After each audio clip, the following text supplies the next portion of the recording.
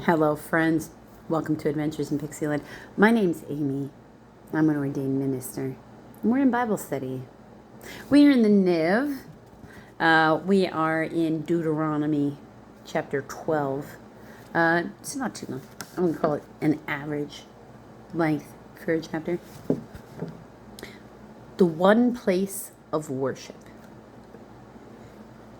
These are the decrees and laws you must be careful to follow in the land that the Lord, the God of your fathers, has given you to possess as long as you live in the land.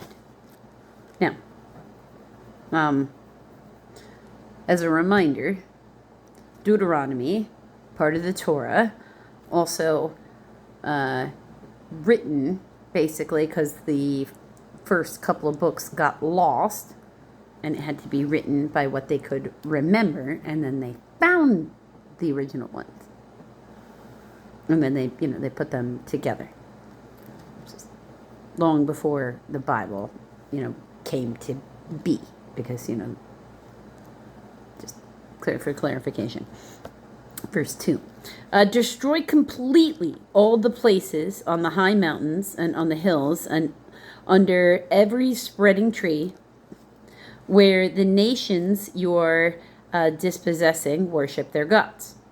Yeah. Break down their altars, smash their sacred stones, and burn their Asherah poles in a fire.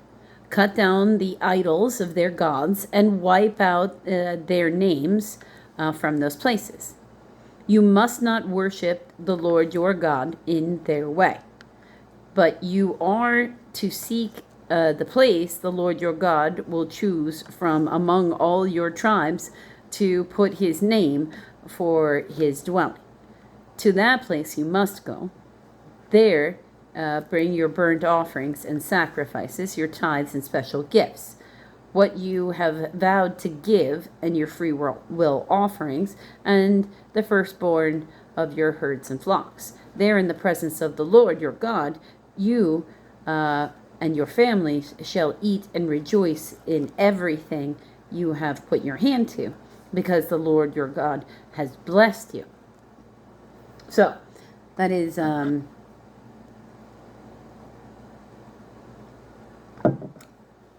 notice how it's like, okay, we have just the one location, and we're talking about, traditionally, if we're talking about Numbers and Leviticus, we're talking about the tent of meeting. Right, where with the Ark of the Covenant specifically, right? But when they go into those places, they're talking about towns and having Levites, a certain number of Levites for each town. So they're having multiple places of worship now, but not necessarily multiple Arks of the Covenant. Or not as far as we know. Because whenever we talk about it in the future parts of this, it's always still singular. So, but you should also note that they're still not talking about a main temple, because that won't be built for a very, very long time from when this is written. As far as they know, it might never be a permanent building. Verse 8. You are not to do as we do here today, as everyone as he sees fit, since you have not yet reached the resting place and the inheritance the Lord your God is giving you. But you will cross the Jordan and settle in the land the Lord your God is giving you as an inheritance, and he will give you a rest from all your enemies around you, so that you will live in safety. Then to that place the Lord your God will choose as a dwelling for his name. There you are to bring everything I command you, your burnt offerings and sacrifices, your tithes and special gifts, all the choice possessions you have vowed to the Lord. And there rejoice before the Lord your God, excuse me, you, your sons and daughters, your men servants and maidservants, and the Levites from your towns, who have no allotment or an inheritance of their own. Be careful not to sacrifice your burnt offerings anywhere you please. So it can't just be anywhere. It has to be specific locations. But it's not necessarily just one location. Offer them only at the place the Lord will choose in one of your tribes, and there observe everything I have commanded you. So now he's talking about the holy temple, which again won't exist yet. Nevertheless, you may slaughter your animals in any of your towns and eat as much of the meat as you want, as if it were a gazelle or deer, according to the blessings the Lord your God gives you. Both the ceremonially unclean and the clean may eat it. But you must not eat the blood. Pour it out on the ground like water. Okay, so slaughter the animals in your own town, but dump all the blood out. You must not eat in your own towns the tithe of your grain and new wine and oil, or the firstborn of your herds and flock, or whatever you have vowed to give, or your freewill offering or special gifts. Instead, you are to eat them in the presence of the Lord your God at the place the Lord your God will choose. You, your sons, daughters, and your men servants and maid servants, and the Levites from your towns, and you are to rejoice before the Lord your God in everything you put your hand to. Be careful not to neglect the Levites as long as you live in your land. When the Lord your God has enlarged your territory as he promised, and you crave meat and say, I would like some meat, then you may eat as much of it as you want. Okay. I don't know what that's about. If the place where the Lord your God chooses to put his name is too far away from you, you may slaughter animals from the herd and flock the Lord has given you, as I have commanded you, and in your towns you may eat as much of them as you want. Eat them as you would a gazelle or deer. Both the ceremonially unclean and the clean may eat.